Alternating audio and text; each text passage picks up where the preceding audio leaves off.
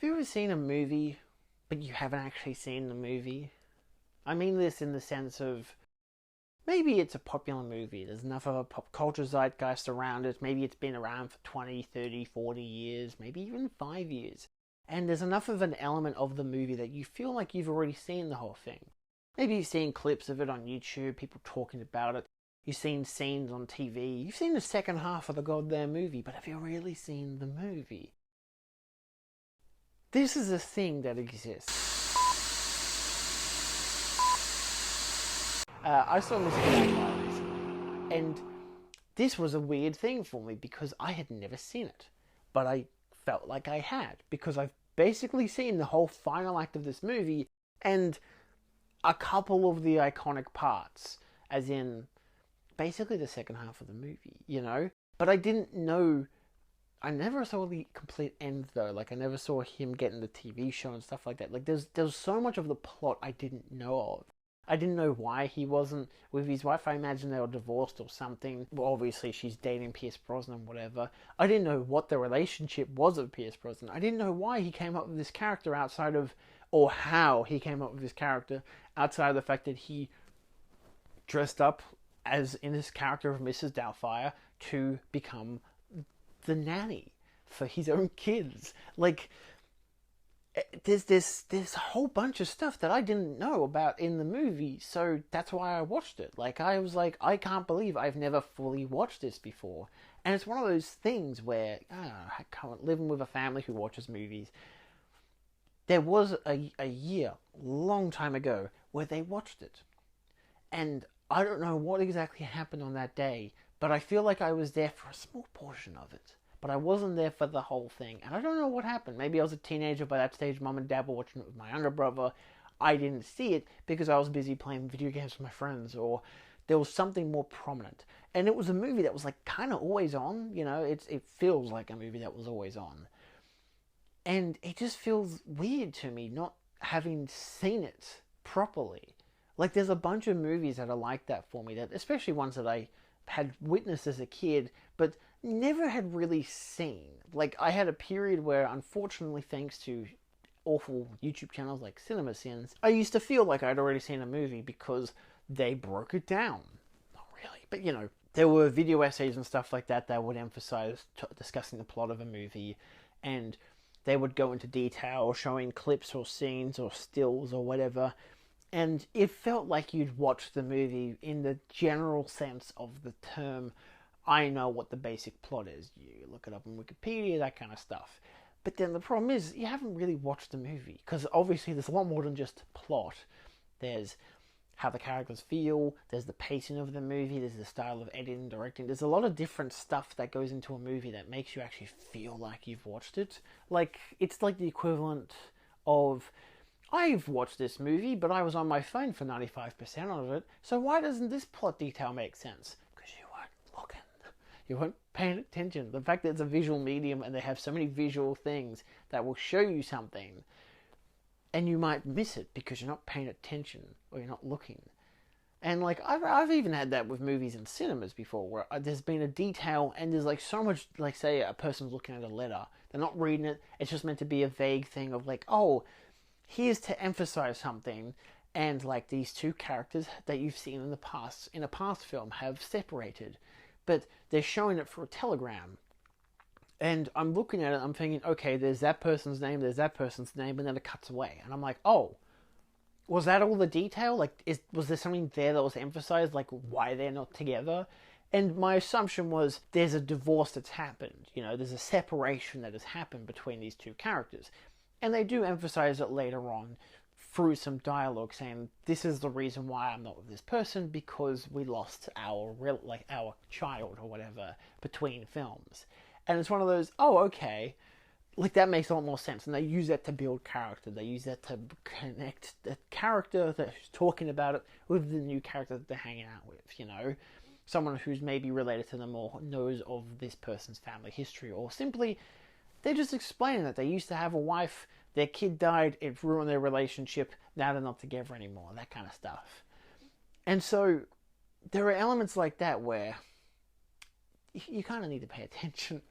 But yeah, it's just a weird thing with something like Mrs. Doubtfire. There's just so many movies that I feel like I've seen before. You could mention a movie and I'd be like, I know what that movie is. Or I've even got two angles. You'll mention a movie, I'll be like, actually three. Let's be completely honest.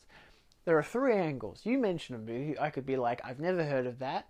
I've heard of it, but it's on my shelf and I haven't watched it. Or I've seen it, but and if you liked it, I didn't like it, or it was so long ago I forgot what the hell happened. Kind of makes it seem like 6 points, but you get my point. Haha, points. So,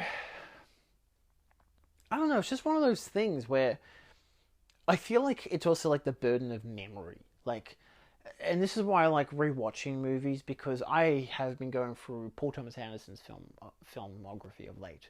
And there's a lot of stuff in those movies that I either A, didn't pick up on or I don't remember because I haven't seen them for years. Like, I'm going through from chronological order from release date of all of his films. And I got to Boogie Nights, and I remembered most of what had happened, but there were small details that I had forgotten. And some things I'd missed. Most of it I'd just forgotten. Then I got to Punch Drunk Love, and I'm like, what is this movie about again? I forgot what this movie's even about. And then the movie was like, this is what the movie's about. And I'm like, oh, far out. Oh, I forgot that's what the movie was about. But yeah, okay, cool. Let's go. Fair enough. And it's just one of those things where there's just elements to things. It's just annoying, you know. I don't like saying that I've seen a movie when I haven't really seen a movie, or it's in an age now where we've got shit like Letterboxd where you can log every single movie, you can have your reviews down. But then, you know, maybe you had that review 5-6 years ago, you know, you gave it 5 stars, you're like, this is a masterpiece, I don't know what everyone's on about. And then you rewatch it because you're like, you've had a discussion with a friend, maybe you've seen someone talk about it on YouTube or Twitter or whatever, and you get this idea that maybe the film isn't exactly what you loved. Maybe there's something different about it. Not exactly like you need to have a negative sway, but you want to have some kind of a more critical consensus of it, you know. It's not just I loved it because I love the movie, you know. It's like I need to have a good resonant idea of what I like about this movie. Is there stuff that I absolutely adore? Do I think it deserves this star rating despite the complete subjectivity of it all anyway? And I have a lot of that.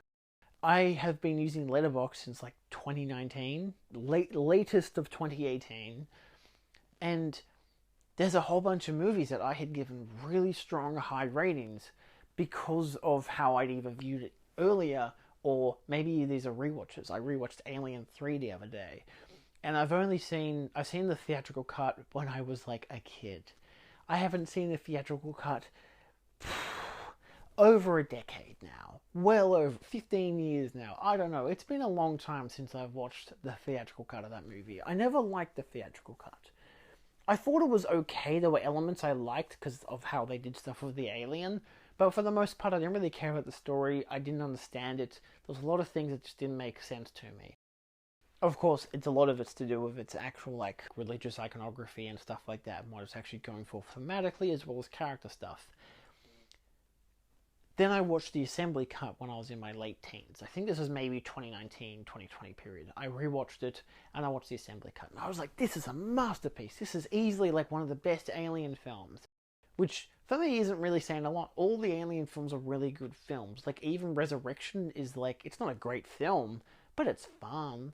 Like, I enjoy it.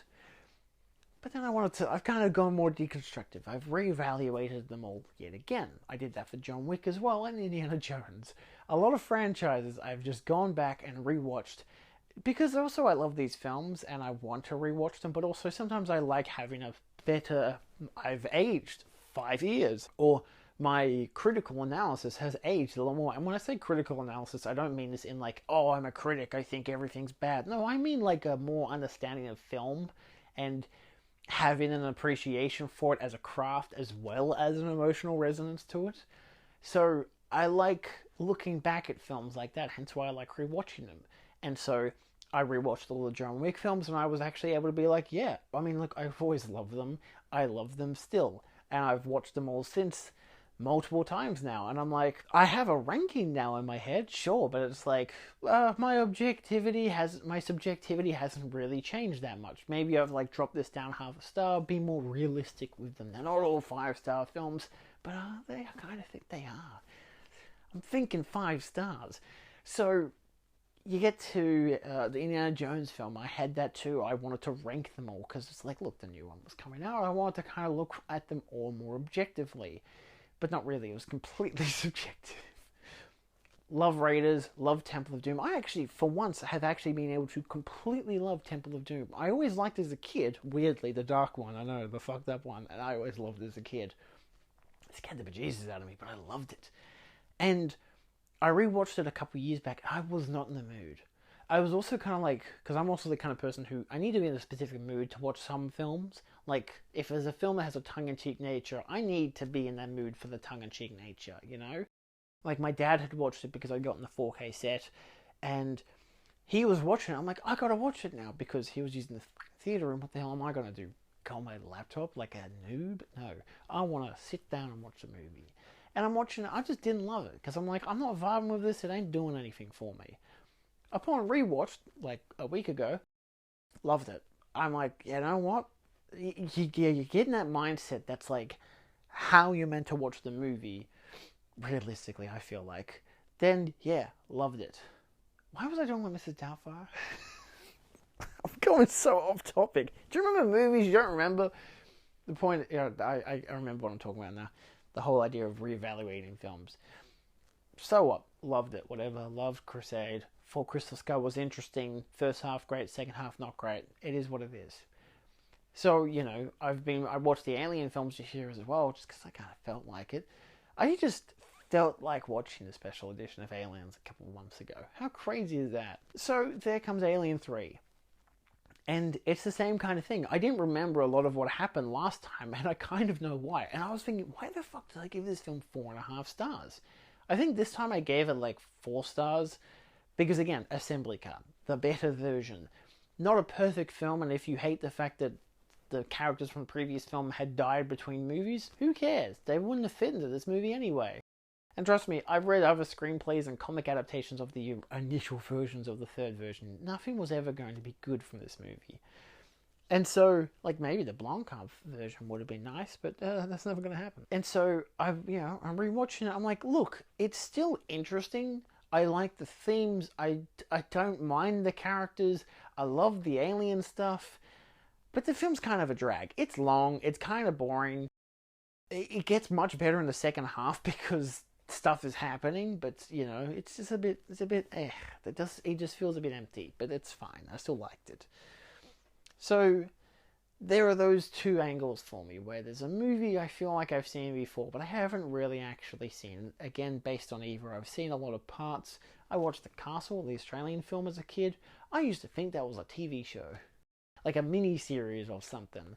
Like, you know, like one of those one-season shows that you get, like the BBC shows and whatever, that only have that 1 or 2 season thing. But no, it's like a 90-minute flick. I had watched that like a year or two ago, and I was like, yeah, I remember like everything that happens in this movie, but the fact that my mind thought that it was like a mini-series or something. But then I was also, as a kid, watching like Pride and Prejudice, but like the one with Colin Firth, and that is a mini-series. That's not a movie, you know. I had the movie with Keira Knightley, and then I had the mini-series with Colin Firth, and it's like, oh, okay, one of them is a movie, and one of them is a mini-series, and the fact that I thought that the mini-series was just a really long movie, and the movie was just a short movie. I don't know, me as a kid, kind of dumb. I used to watch the extended cuts of Lord of the Rings until I found out there were theatrical cuts. How about that? So, you know, time works differently, especially when you're rewatching this shit over and over and over again. Anyway, that's, I don't know, kind of a weird tangent, I guess.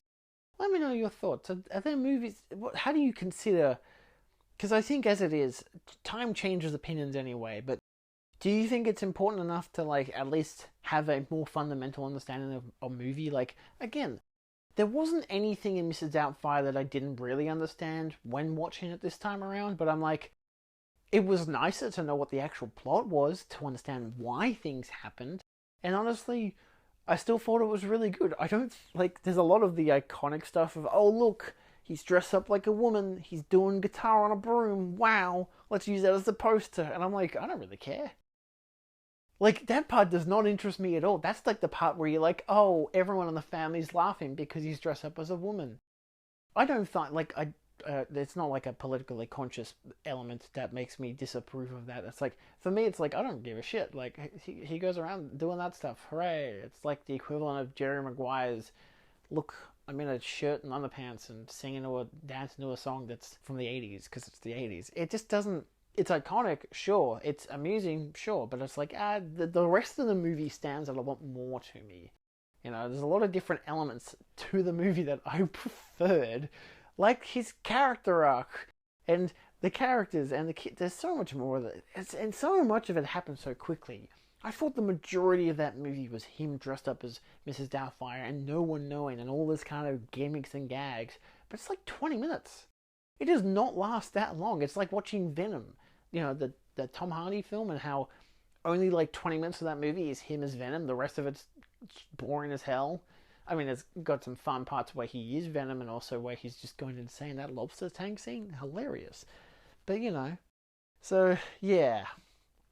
I say as Venom. He is Venom in the second half of the movie, obviously, especially during the fights. But it's really boring. The fun parts is when he's going throughout the city, killing people. It's great. Just, you know, the non-violent version. Yikes. Anyway, I don't know. Let me know. It's just one of those things where you've seen iconic scenes, you understand the plot, maybe. This just a consensus, like The Sixth Sense. I knew about The Sixth Sense. I knew what happened in that movie. I'd never seen it, and then I watched it. I'm like, had a completely different experience because despite knowing the twist and knowing the plot, basically, it was completely different to what I expected. And I mean, obviously, I still really loved it, but it was like, it's just different, you know? Things are just different when you actually watch them. Anyway, bye.